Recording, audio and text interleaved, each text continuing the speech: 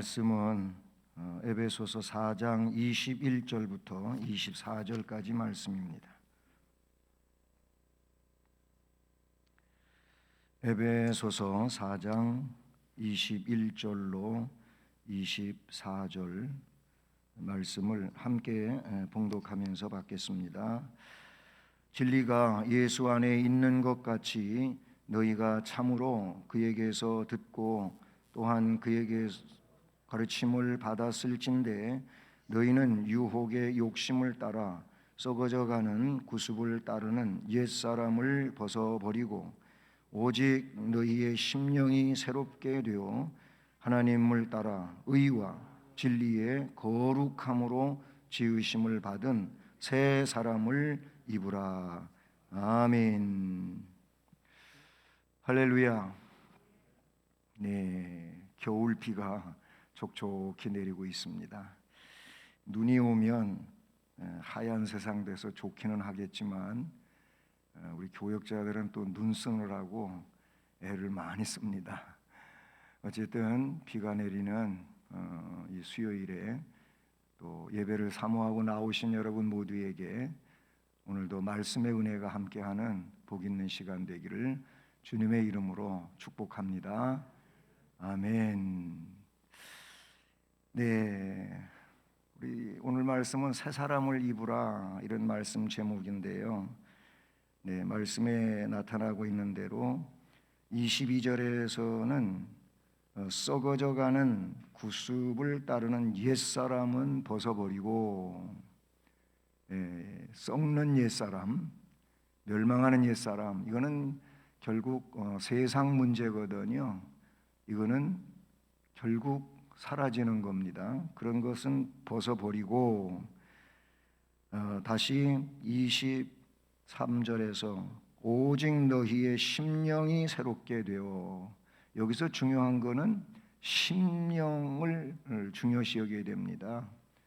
영을 중요시 여기라 그 말이에요. 심령이 새롭게 되어 하나님을 따라 의, 진리, 거룩함으로 지으심을 받은 새 사람을 입으라 라고 말씀을 하셨습니다. 오늘 말씀은 그러니까 이제 겉과 속, 그리고 옛 것과 새 것, 이런 말씀이 오늘 말씀의 주를 이루는 내용이 됩니다. 이 새 사람, 새 사람을 입으라.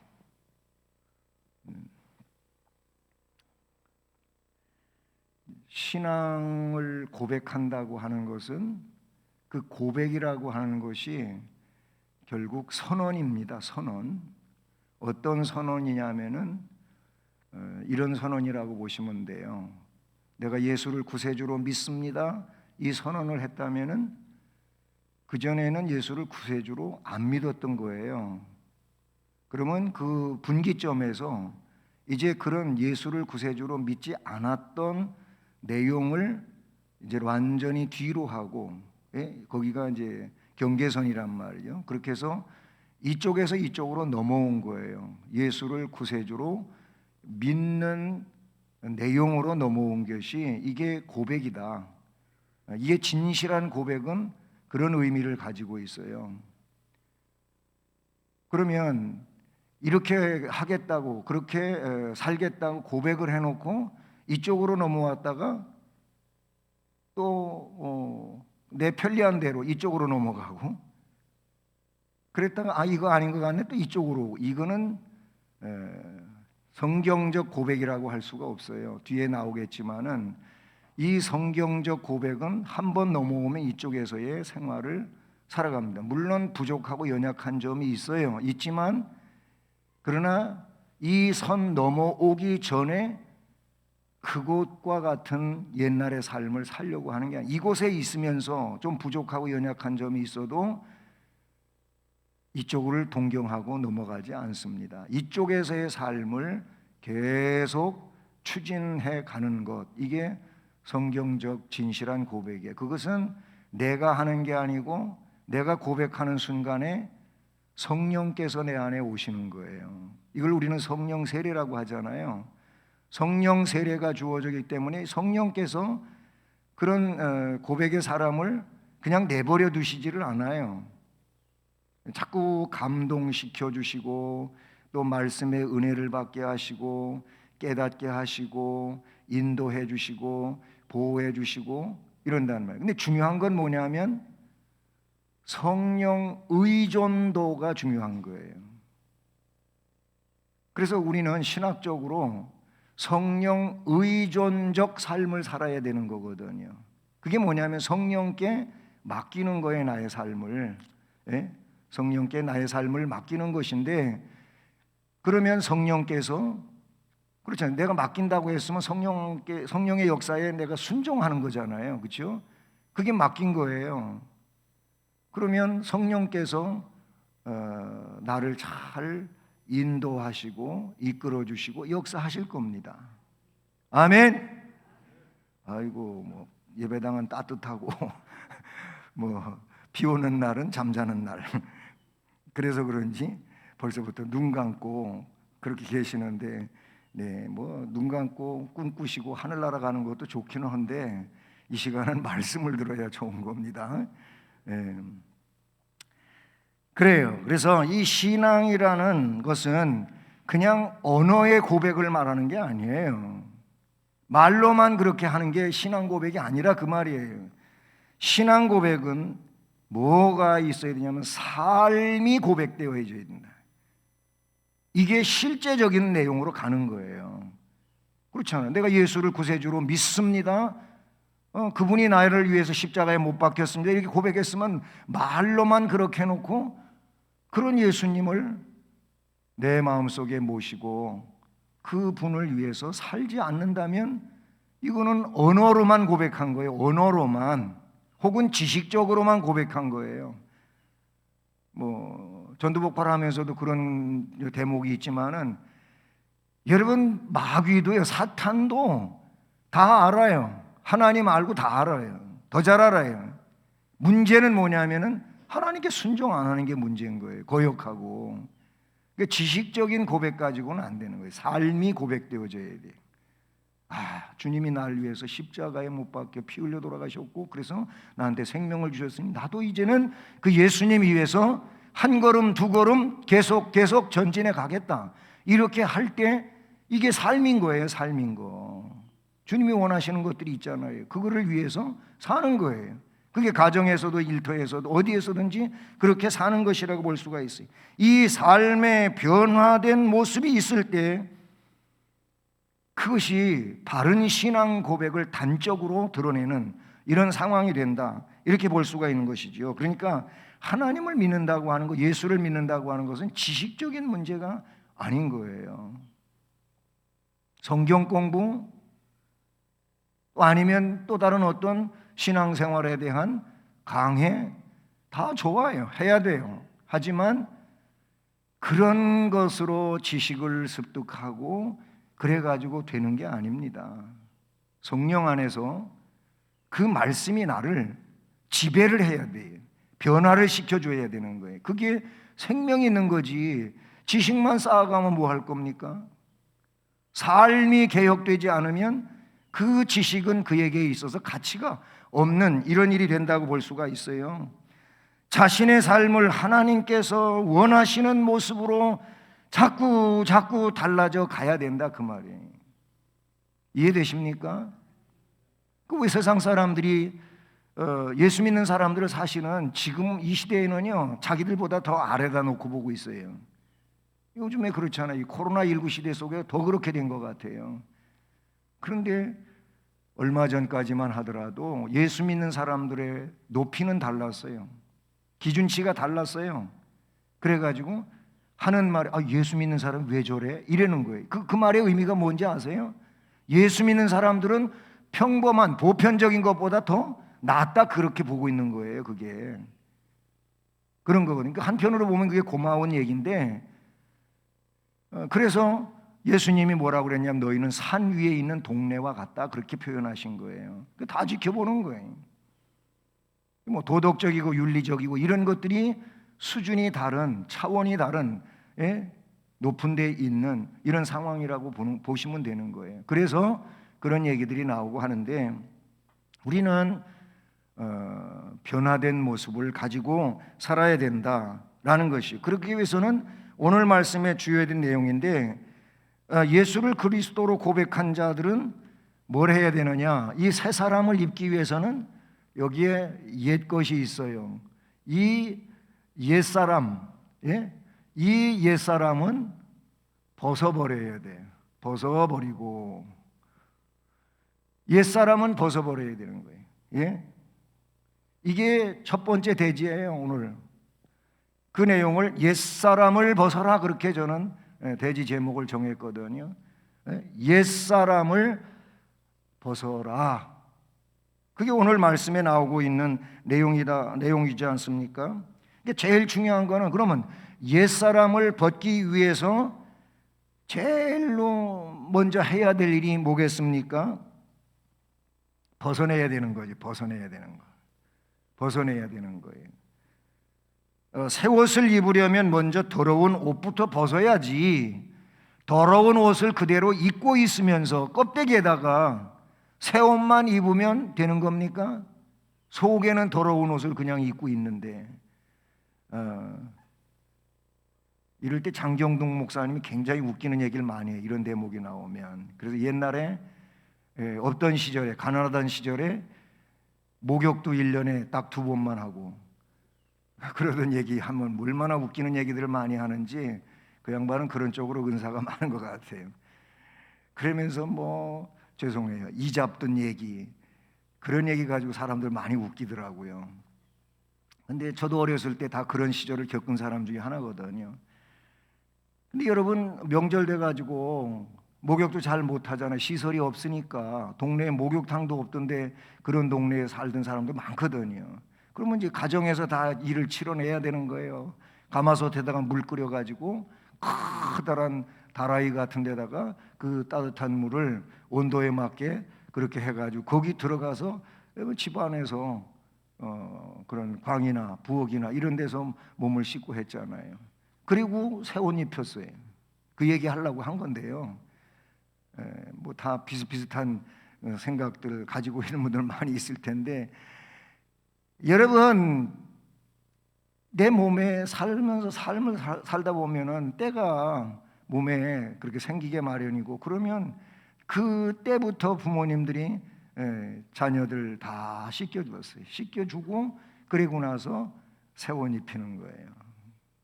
새 옷 그래서 입히는 거예요. 물론 이거는 우리 어떤 삶의 의식의 문제고 또 새 옷을 입기 위한 그런 내용들이라고 볼 수 있겠지만은, 영적으로 한번 생각해 보자, 그런 얘기예요. 영적으로 더러워져. 영은 뭐예요? 내 마음이란 말이에요. 내 속이란 말이에요.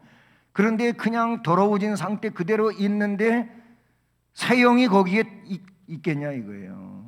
새로운 영이 만들어지겠냐 그 얘기예요. 그러니까 그 더러운 영은 어떻게 벗겨내야 돼요. 몰아내야 돼요. 씻겨내야 돼요. 그리고 난 다음에 성령이 내 안에 거주하실 수가 있는 상황이 된다, 이렇게 볼 수가 있는 것이죠. 바울 사도는 새 사람을 입기 위해서 그래서 먼저 옛 사람을 벗어버리라, 이렇게 말씀하고 있는 거예요. 여러분, 마태복음 23장 얘기를 제가 요즘에 자주 했는데요. 이 23장 이 내용에는 많아요. 그런데 23장 25절로 26절에 기록된 말씀을 여러분 보면 이런 말씀이 거기 나오고 있어요. 화 있을진저 외식하는 서기관들과 바리새인들이요. 화 있다는 거예요. 누가? 바리새인들과 서기관들이. 왜 화가 있냐면 외식이라고 나오고 있어요. 거기. 외식은 알지요. 무슨 왕돈가스 클럽에 가서 돈가스 먹는 게 외식은 외식인데, 그런 거 말하는 게 아니고, 밖에서 식사하는 게 외식인데 여기서 말하는 외식은 그런 게 아니고, 겉과 속이 다른 삶을 사는 걸 말하는 거예요. 이중 구조의 삶을 사는 거를 외식이라 그래요. 이런 말하고 저런 말하고 말 바꾸기도 하고 다 외식이에요. 이 외식하는 것 때문에 화가 있겠다 그랬어요. 그런데 거기 서기관들과 바리새인들이 그럼 뭔 외식에 대하여 이야기하냐면은 거기 잔이 나오고 대접이 나옵니다. 잔은 조그만 그릇이고 대접은 큰 그릇이라고도 볼 수 있겠죠. 이 잔과 대접에 겉이 나와요. 거기 겉. 이 겉은 깨끗하다는 거예요. 뭐가? 잔과 대접의 겉은 깨끗해. 밖은 깨끗하다 그 말이에요. 밖은 누가 보면은 지저분하면 맨날 창피당하잖아. 그렇죠? 부끄럽잖아요. 그러니까 바깥에는 안 그런 것 같이 깨끗하게 닦아가지고 깨끗한 거예요. 그런데 주님 말씀은 뭐라 그러냐면은 자, 이 잔과 대접의 겉은 깨끗하지만 그 안에는 탐욕이 있고 이 방탕으로 가득하다는 거예요. 자, 이 겉에를 보면은 뭐 아무 문제가 없어요. 너무 깨끗한 그릇이에요. 그냥 보기 좋아요. 예뻐요. 그냥 금방이라도 음식 담아서 먹을 수 있을 것 같아요. 겉만 보면. 그런데 그 안에는 탐욕과 방탕으로 가득하도다. 그래서 예수님이 해결책을 제시하고 있는데 뭐라고 얘기하고 있습니까? 눈먼 바리새인들이요, 너희들은 다 눈이 멀어버렸다. 뭐 눈 뜨고 잘 사는 것 같지만 눈이 멀어가지고 앞을 하나도 볼 줄 모르는 그런 맹인과 같다. 눈먼 바리새인들이요, 너들은 먼저라 그랬어요. 이 겉을 먼저 닦으려고 하지 말아라. 그래봤자 소용없다. 먼저 안을 깨끗이 하라. 여기 안이 나옵니다. 여기 겉이 나왔잖아요. 예, 안을 깨끗이 하라. 이렇게 말씀하시. 그러면 안을 깨끗이 하면, 그리하면 겉도 깨끗해진다. 겉을 아무리 백날 깨끗하게 봤자 안을 깨끗이 하면 이건 맨날 지저분한 것이고 더러운 것이고 쓸 수 없는 거예요. 그러나 안을 깨끗이 하라. 그리하면 이 겉도 깨끗하리라. 이렇게 해결책을 내놓으셨어요. 근데 너희들은 맨날 껍데기만 신경 쓰고 사는구나. 언젠가도 얘기했지만, 그래서 뭐 이런 내용에 근거해가지고 그런 책을 쓰신 분이 있어요. 껍데기는 가라. 껍데기는 가라. 이게 이제 신앙서적인데요. 신앙생활 하면서도 껍데기만 가지고 신앙생활하는 사람이 있어요. 껍데기에 치중하며 신앙생활하고 있어요. 어떤 사람은요, 자기의 그런 인격적인 문제 아니면 또 삶의 문제 이런 거 가지고 얘기하면 굉장히 자존심 상해하면서 정말 열 올리고 그리고 굉장한 시험 들고 그래요. 그 인격이나 어떤 자신의 내용에 대해서 이야기할 때 그 자존심의 문제이기도 하지요. 그렇죠? 그런데 성도는요, 적어도 그거에 대한 자존심이 아니고 신앙적 자존심이 있어야 돼요.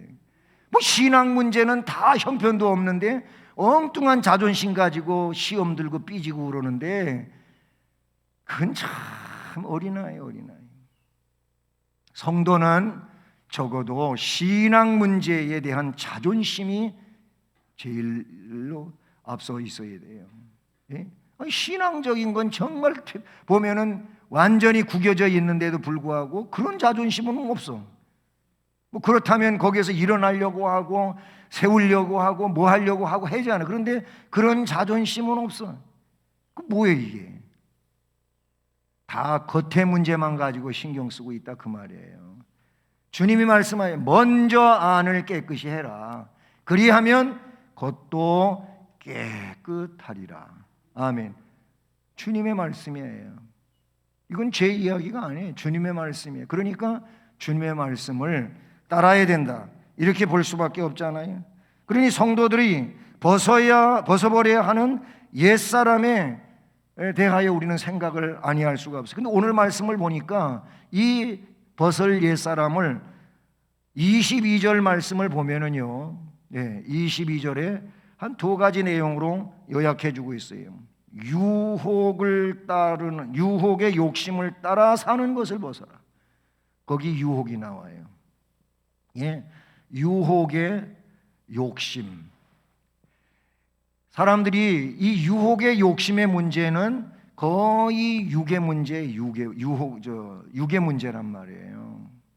어저께 장례식장에서도 고린도전서 15장 말씀 가지고 증언한 그런 시간이 있었는데, 어저께 장례식장을 제가 두 군데를 갔다 왔거든요. 그런데 그래요. 거기 보면 혈과 육은 하나님의 나라를 유혹으로 못 받아요. 거기서 혈과 육이 뭡니까? 우리의 몸이에요. 이 육의 문제예요. 혈과 육은 흙이에요. 흙으로 지으셨어요. 여러분, 이 혈과 육이 하나님 나라를 유혹으로 받는 거 아닙니다. 그 안에 담겨진 영이 하나님의 나라를 유혹으로 받는 거예요. 그런데 자꾸 이 혈과 육의 문제, 이 유혹의 욕심, 육체적인 문제에 사람들은 너무 그냥 많이 치중을 하고 여기에 집중하다 보니까 유혹받는 거예요. 욕심은 유혹이에요. 유혹의 욕심에 이끌리다가 보면은 영적인 삶은 정상적으로 할 수가 없다, 그러니. 그러니까 이 유혹의 욕심이라고 하는 것은 자신의 뜻대로 사는 거예요. 이게 육의 욕망대로 사는 거죠. 우리가 너무 잘 알아요. 육의 욕구하는, 육이 원하는 대로 우리 한번 생활을 내버려 둬보세요. 그러면은 육신은요 항상 영적인 거하고 완전히 대치하고 있어요. 바울 사도가 로마서에서 7장에서 말씀하고 있는 거예요. 내 안에는 두 가지가 있어 서로 충돌하고 싸운다는 거예요. 육신은 성령의 그 욕망을 꺾어버리고, 성령은 육신의 욕망을 꺾고, 그러다가 서로 충돌하고 살아요. 그런데 이거를 이기려면 어떻게 하라고? 성령을 따라서 살아라, 그렇게 거기 해답을 제시하죠. 심지어 바울 사도는 로마서 7장 마지막 부분에서 그것의 싸움이 너무 자기 안에서도 그렇게 위대하신 사도도 그랬어요. 그렇게 그런 고백을 하면서, 그러나 오호라 나는 곤고한 인생이로다. 인간은 그런 존재예요. 그러나 그리스도 예수로 말미암아 이길 수 있어서 감사한다. 이런 말씀을 로마서 7장 마지막 부분에 이야기하면서 8장으로 딱 넘어오면서 거기서부터 이제 새 생활의 세계를 펼쳐가고 있는 내용이, 7장까지는 죄의 문제로 그렇게 곤욕을 치르고 있는 인생에 대하여 이야기해요. 물론 예수 그리스도로 이 문제가 해결된다고 하는 말을 거기서 잘 얘기를 해주고 있지요, 정리해서. 근데 8장에 오면 뭐라 그랬어요? 8장에 와서 그리스도 예수 안에 있는 자들 결코 정죄함이 없다. 예수 안에만 있으면 그래요. 왜 그렇습니까? 생명의 성령의 법이 죄와 사망의 법에서 너를 해방시켜 주셨기 때문이다. 이게 로마서 1장 1절 2절로 나가면서 이 기록되어 있는 말씀이에요. 근데 이 옛사람을 벗기 위해서는 유혹의 욕심을 따르는 것, 이게 유혹의 욕심이고 옛사람이라 그런 얘기예요. 이거를 벗으라는 거예요. 그러니까 유혹의 욕심을 벗기 위해서는 우리 안에서 뭐가 일어나야 되겠어요? 성령의 인도를 따르는 삶으로 가야 된단 말이에요. 이 욕심에 이끌리면 언제까지든지 방황할 수밖에 없고 진전이 없어요, 영적인 생활에. 아담도 그랬어요. 그리고 하나님과 단절이 되고 그렇게 된단 말이죠. 그 다음에 또 한 가지가 나오는데 그게 뭐냐면은 썩어져가는 구습이 나와요. 썩어져가는 구습. 이 구습도 뭐예요? 옛날 습관을 말하는 거. 옛날 습관. 저 옛사람이죠, 옛사람. 썩어져가는 구습을 따르는 것도 옛사람인 거예요. 뭐 새 사람이 됐으면, 신앙인이 됐으면, 주님의 자녀가 됐으면 옛날 습관은 다 땅에다가 묻어야 돼. 창세기 35장에도 보면은 야곱이 어려움을 만났어요. 근데 왜 그러냐면은 세겜 땅에서 안주하고 살고 있거든요. 야곱이 가야 할 곳은 베델입니다. 베델. 이미 창세기 28장에서 하나님하고 약속한 거예요. 하나님은 약속을 다 지켰어요. 근데 이제 야곱이 지킬 차례인데 바다나람에서 외삼촌 집에서 돌아왔어요. 돌아왔는데 야곱이 이걸 다 까맣게 잊어먹고 베델로 안 가고 세겜에서 살아요.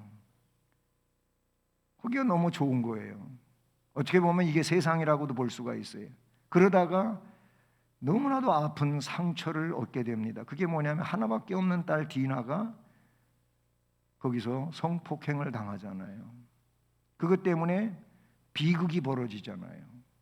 세겜의 남자들을 칼로 죽이고 막 이런 일이 벌어져요. 그 너무 두려운 거예요. 그 주변에 세겜 사람만 있는 게 아니고 다른 세겜 사람과 친분 있게 사는 그런 주민들이 이제 무장하고 공격하면은 야곱의 식구들은 온데간데 없이 죽게 생긴 거예요. 그래서 막 두려워요. 그때 하나님이 말씀하신 거예요. 야, 일어나 베델로 올라가라 하셔요. 너 베델 알잖아. 너 베델에 올라갈 거, 거기 살 거 약속했잖아. 그런 얘기가 나오잖아요. 그때 베델로 올라가기 위해서 한 작업이 뭐냐면은 이 구습을 다 땅에다 묻어버립니다. 지금까지 가지고 있었던 하나님과 멀게 하는 모든 것들, 그런 장신구들, 그 다음에 어떤 우상의 소품들, 이런 거를 전부 나무 아래 묻어버리고 의복을 받고 입고 베델로 갑니다. 창세기 35장 보면 그렇게 잘 나와 있어요. 이게 우리에게 주는 교훈이 바로 뭐겠습니까? 하나님이 계신 곳으로 가기 위해서는 구습을 다 벗어버려야 돼. 그렇지 않으면 하나님 만나는데 어려움이 있을 수밖에 없고 사실 하나님을 만날 수가 없는 이런 상황이 되겠지요. 로마서 6장 6절, 이 로마서 6장 6절 말씀을 보면 이런 말씀이 나요. 우리가 알거니와, 여기서 우리는 신앙인들이죠. 우리의 옛사람이 예수와 함께 십자가에 못 박힌 것은 이 옛사람을 예수를 구세주로 믿습니다 이럴 때 십자가에다가 못 박는 거예요.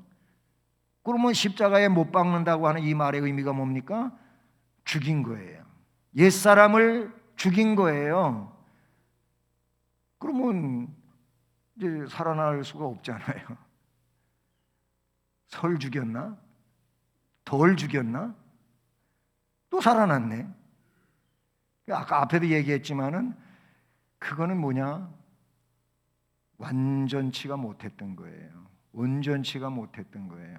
그러니까 또 살아난 거지. 그래서 또 판치는 거야, 이 옛사람 구습이. 예?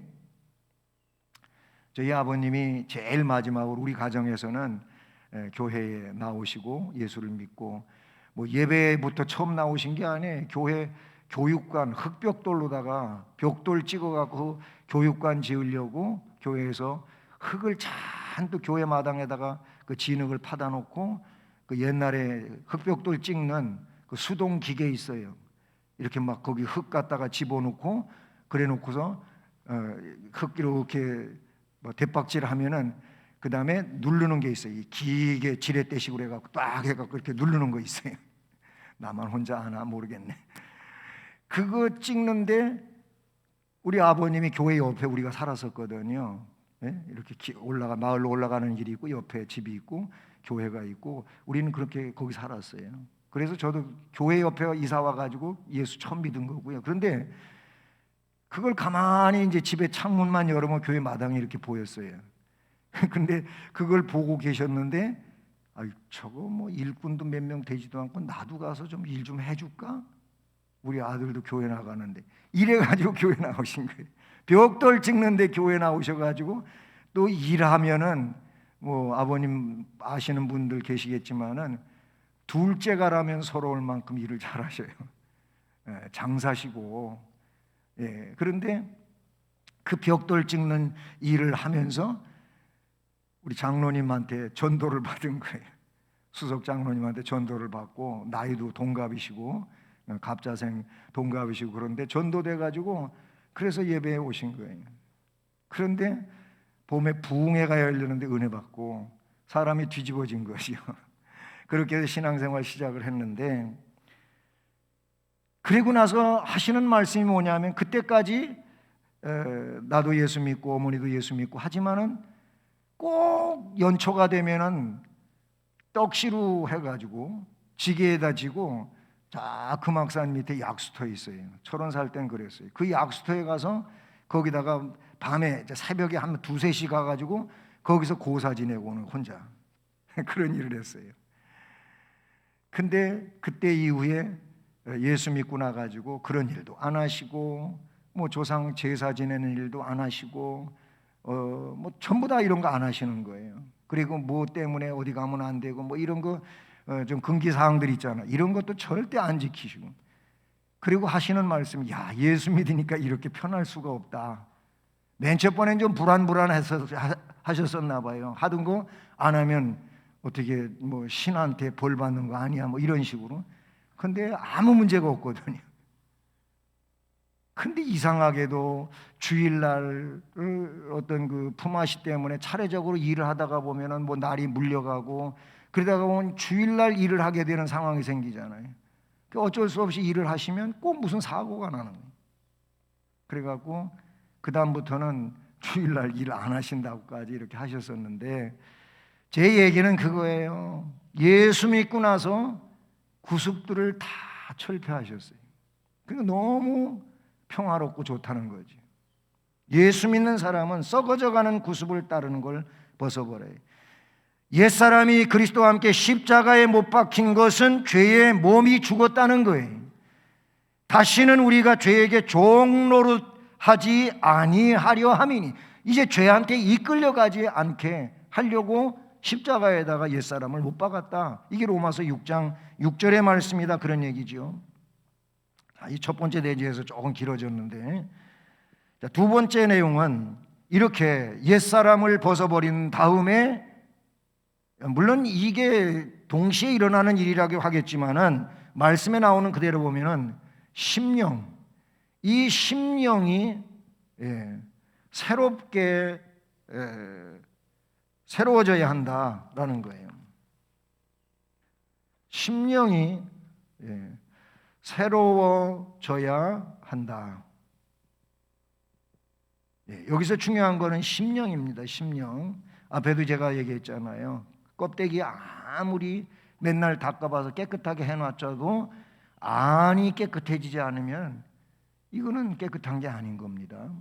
그래서 두 번째는 심령이 새로워져야 한다. 23절을 보면 나오지요. 오직 너희의 심령이 새롭게 되어, 즉 앞에 말씀대로 이제 이 구습을 쫓고 유혹의 욕심을 따르고 썩어져가는 구습을 쫓는 옛사람은 벗어버리고 이런 것들은 다 철폐하고 이제 심령을 바꿔야 된다. 심령이 새롭게 되라고 그렇게 말씀하고 있어요. 그러니까 앞에도 얘기한 것처럼 새롭게 되는 것은 외형적인 문제가 아니고 내면적인 문제가 된다. 이것은 또 근본적인 문제가 된다고 이렇게 볼 수가 있어요. 근본의 문제. 그러니까 근본을 바꾸지 않으면, 그렇잖아요. 다른 것들, 이 근본이 바뀌지 않으면 다른 것들은 큰 의미가 없는 거예요. 다시 근본이 되살아날 수밖에 없는 이런 상황이 된다 볼 수밖에 없죠. 새 사람을 잊기 위해서는 그러니까 먼저 심령이 새로워져야 한다. 심령이 새로워져요. 심령이 변화되지 못한 자는 다시 죄악된 옛사람으로 돌아갈 수밖에 없어요. 마음이 안 바뀌었기 때문에. 왜냐하면 마음이 중심이고 그것이 센터이기 때문에 그럴 수밖에 없어요. 여기를 바꿔놓지 않으면 안 되는 거예요. 그래서 요한복음 3장 5절, 이 요한복음 3장 앞부분에 어떤 내용이 나오냐면 니고데모 얘기가 나와요. 니고데모 얘기가 나오는데, 니고데모가 공회의원이잖아요. 사내들인 공회의원이고, 그러니까 얼마나 대단한 위치에 있는 사람입니까? 그런데 이 거듭남에 대하여 이 니고데모는 몰라요. 그냥 자기가 성경 지식 많이 가지고 있는 거면 그거 최고인 줄 알았어요.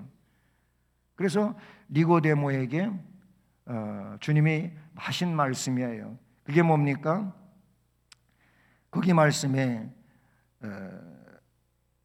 너가 사람이 물과 성령으로 나지 아니하면 하나님의 나라를 들어갈 수 없다. 그 앞부분에서는 물과 성령으로 나지 하나님의 나라를 볼 수 없다. 그 성령으로 하지 않으면 그렇게 볼 수 없다. 근데 여기 5절에서는 물과 성령으로 나지 않으면 하나님의 나라에 들어갈 수 없다 그랬어요. 여기서 물과 성령이라고 되어 있는데 이 물은 뭐 세례를 표현하는 의미로 우리가 많이 해석을 해요. 중요한 건 뭐냐면 성령으로 거듭나지 않으면 하나님 나라에 자격이 없어요. 제일 앞에서 얘기했던 것처럼 우리가 구세주로 예수를 고백하면 그에게 성령이 임하신다. 성령이 임하는 것을 성령 세례라고 했어요. 성령 충만하고 성령 세례는 좀 차이가 있어요. 성령 충만은 뭐예요? 늘 그렇게 될 수도 있고 안 될 수도 있어요. 그렇기 때문에 항상 성령 충만을 사모하고 간구하고 그래야 되는 거예요. 그러나 성령 세례는 진실한 고백자에게는 성령 세례가 주어지고 이 세례는 그에게 끝까지 가는 거예요. 끝까지 가는 거예요. 그래서 성령 세례 받은 자는 성령께서 견인하게 하시는 거죠. 그래서 우리는 성도의 견인이라고 하고 장로교에서 조직신학에서 이 얘기하는 것이 궁극적 구원에 해당한다 그런 거예요. 어쨌든 성령으로 새로워져야 된다. 요한복음 3장 5절에서 주님이 하신 말씀이에요. 그런데 여러분 로마서 말씀에 보게 되면 어떤 말씀이 나옵니까? 너희는 이 세대를 본받지 말아라. 12장 2절이죠. 로마서 12장 2절에 보면 너희는 이 세대를 본받지 말고 거기에 뭐라 그러냐면 이 세상은 본받으면 안 돼요. 오직 심령으로 새롭게 돼요. 예? 여기 오직 심령. 이 심령으로 새롭게 돼요. 예.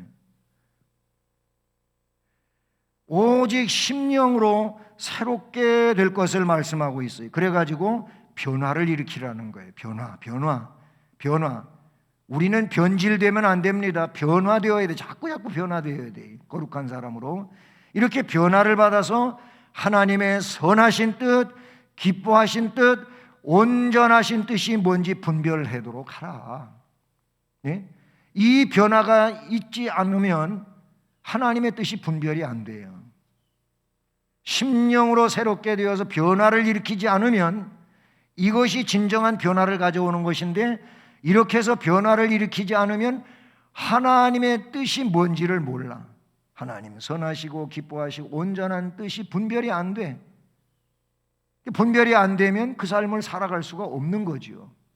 그러나 성령으로 심령이 새롭게 된 자는 변화가 일어나게 되고 변화된 자에게 하나님의 선하신 뜻, 기뻐하신 뜻, 온전한 뜻이 뭔지 분별이 되어서 분별이 되니까 어떻게 되겠어요? 그 방향으로 갈 수 있겠지요.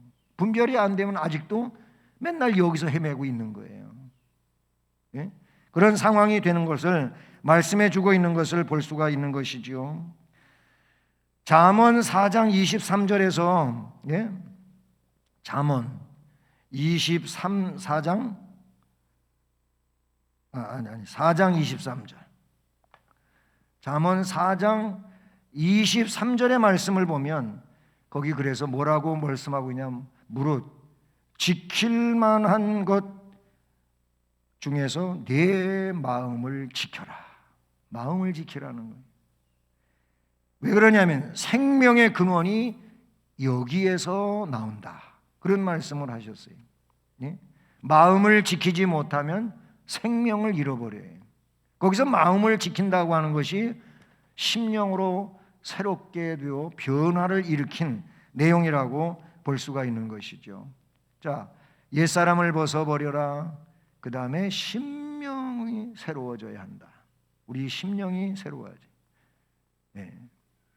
불길 같은 성령께서 우리 안에 오셔서 우리 심령이 새로워져야 될 줄로 믿습니다. 자, 그다음에 마지막 세 번째, 자, 이렇게 되었을 때 옛사람을 벗고 심령이 새로워지면 거룩한, 이 거룩한 지으심 받는 거예요. 거룩한 지으심을 받으라. 이게 24절 말씀이 되는 거지요. 오늘 말씀 마지막 부분의 말씀입니다. 하나님을 따라 의와 진리의 거룩함으로 지으심을 받은 새 사람을 입으라. 이것이 뭡니까? 결국 새 사람이 되는 거예요. 새 사람을 입는 것이 된다. 새 사람을 입는다고 하는 것은 앞서 말씀을 드린 것처럼 껍데기만 돼가지고 되는 게 아니란 말이죠. 오직 어떻게? 심령을 바꿔야 돼요. 심령의 변화로부터 출발이 돼야 이게 새 사람으로 가는 시작점이 되는 거예요. 심령이 새롭게 돼서 가야 되는 거예요. 그러면 이제 거룩한 지으심을 받게 되는 것이죠. 물론 조직신학적 입장에서 보게 될 때만 저 고백하는 순간에 뭐예요? 이 사람은 소명, 중생, 회심, 신앙, 칭의, 양자 6가지가 동시에 일어나요. 거기에 보면 칭의도 고백의 순간에 있는 거예요. 너는 내 자녀다, 의로운 백성이다, 천국 시민이다. 이게 그때 주어지는 거예요. 그러나 그 조직신학적 관점에서 조금 우리가 달리 생각할 점이, 이거는 이제 점점 하나님의 백성으로 성화되어져 가는 과정 중에 좀 더 포커스를 맞춘 이런 내용이라고 볼 수가 있게 되는 것이죠. 삶이 의와 진리의 모습으로 나타나야 된다는 거예요. 그러니까 여기서 중요시 여기는 게 뭐냐면 삶이라고 볼 수가 있어요. 삶이 이 거룩한 지으심을 받아야 되는데, 그게 말씀에 따라 하나님을 따라가야 되는 거예요. 하나님을 따라 의, 진리, 거룩함으로 지으심을 받은 새 사람을 입어라. 그래서 베드로전서 1장 16절 보면은요, 베드로전서 1장 16절 말씀에 무슨 말씀이 나오냐면 내가 거룩하니 너희도 거룩하라, 그런 말씀이 나와요. 하나님이 거룩하시니까 하나님의 자녀가 됐다면 자녀된 너희들도 거룩하라 그랬어요.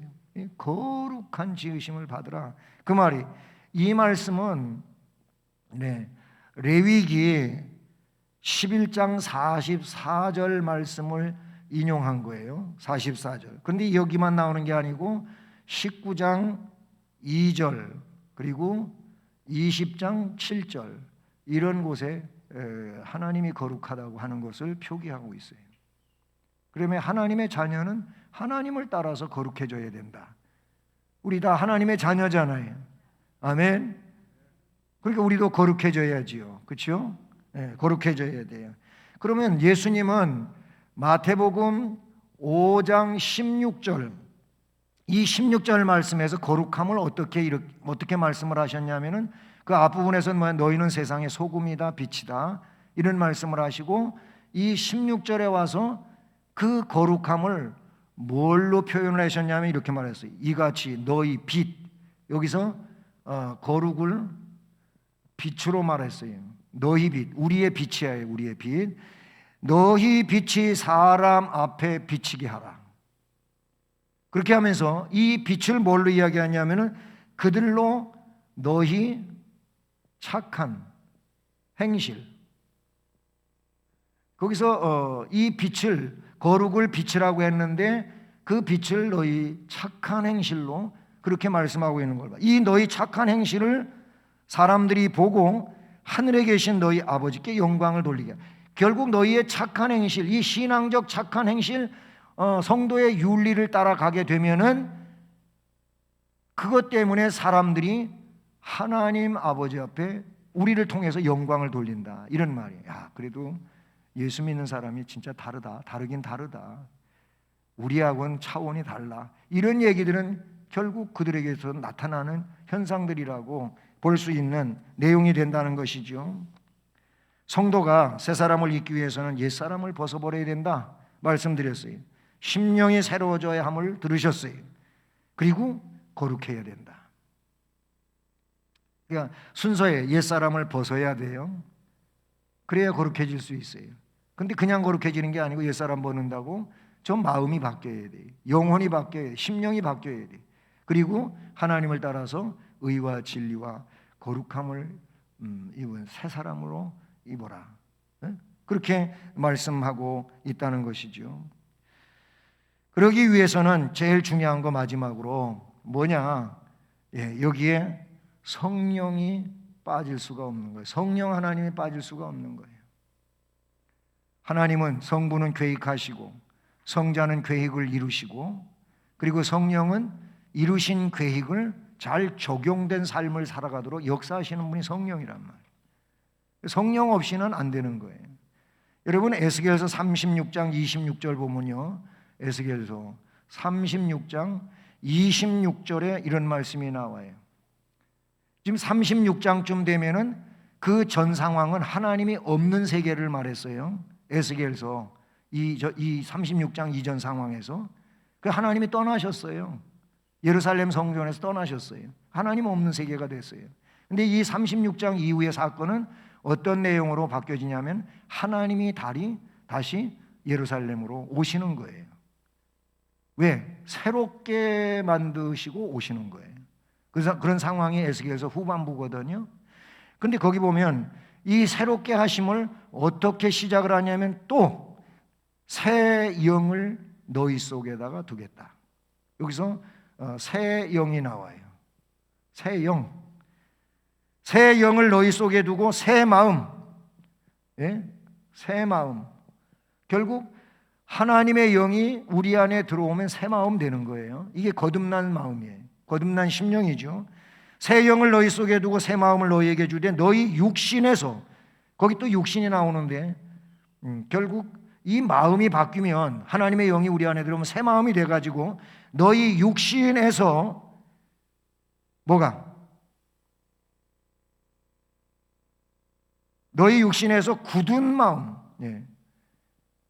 이 굳은 마음이 나와요. 여기 이 굳은 마음을 제거한다 그랬어요. 제거. 결국 뭐예요? 아까 저 앞에서 육의 문제를 가지고 많이 이야기했잖아요. 그런데 그게 아니에요. 이제는 육신도 딱딱하고 쓸모없는 이런 것들은 전부 제거된다는 거예요. 제거된다는 거예요. 왜? 영의 지배를 받는 거예요. 영이 다스리는 거예요. 영이 다스리지 못하면 계속 완고한 마음을 가지고 고집스럽게 사는 거예요. 변화되지 않고. 그런데 이렇게 굳은 마음을 제거하고 부드러운 마음을 준다. 할렐루야. 성령의 사람은 그 영이 부드럽습니다. 괴팍하지 않습니다. 이 부드러운 마음을 줄 것이고 또 내 영을 너희 속에 두어 너희로 내 율례를 행하게, 하나님의 뜻을 따라가게 하리니 너희가 내 규례를 지켜 행할 것이니라. 아멘. 이 말씀이 에스겔서 36장 20, 아주 중요한 말씀 중에 하나예요. 이게 이 말씀이 사실은 사도행전 2장의 1절 이하 오순절 성령 강림하고 연결되는 거예요. 성령 받은 사도들이 어떻게 됐어요? 이 굳은 마음이 다 제거돼요. 육신적인 두려움, 그런 거 다 없어졌어요. 너무나 그냥 활달해졌어요. 죽음도 무섭지가 않아요. 그런 사람으로 달라져요. 그냥 복음이면 너무나도 행복해. 그래서 위협하는 자들에게도 뭐라고 이야기를 하냐면은, 아니 생각 좀 해봐라. 우리들이 하나님 말씀 듣는 게 옳은지 너희 말 듣는 게 옳은지 한번 좀 생각 좀 해봐라. 우리는 하나님의 말씀을 듣고 따라가지 않을 수 없다. 죽이려면 죽이고 박해하려면 박해하고 마음대로 해봐. 이런 식이에요. 놀랍지 않습니까? 성령께서 오셔서 역사하시니까 이렇게 된 거예요. 그러니까 제가 앞에서 성령 의존적 얘기를 했는데, 우리가 이렇게 옛사람을 버리고 마음이 새로워지고 거룩한 지으심을 받기 위해서는 성령이 없이는 안 돼. 성령이 아니고는 안 돼. 이 내용은 신학에 관하여 볼 때에도 성령이 아니고서는 예수를 주님이라고 할 수가 없다고 얘기했어요. 성령은 우리를 위해서 탄식하며 기도해 주시는 분이라고 로마서 8장 26절에서 말씀하셨어요. 자, 말씀을 다 했습니다. 조금 오늘 길어졌는데요. 어쨌든 여러분, 우리 모두 새 사람을 잊기 위해 옛 사람을 버리는 자 되기를 축복합니다. 옛 사람 버려야 돼요. 그리고 심령이 새로워져야 됩니다. 심령이 새로워 의와 진리의 거룩한 지으심을 받은 새 사람 되기를 원합니다. 어떻게? 성령의 역사 안에서 말입니다. 이런 은혜가 우리 모두에게 함께하기를 주님의 이름으로 축복합니다.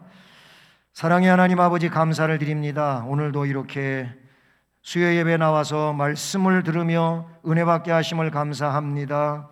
옛사람 버리고 심령 새로워지고 거룩한 지으심을 받은 새 사람으로 하나님께 영광 돌리며 우리는 능력 있고 기쁘고 행복한 신앙생활의 주인공들이 되게 하옵소서.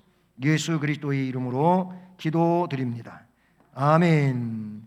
찬송가 300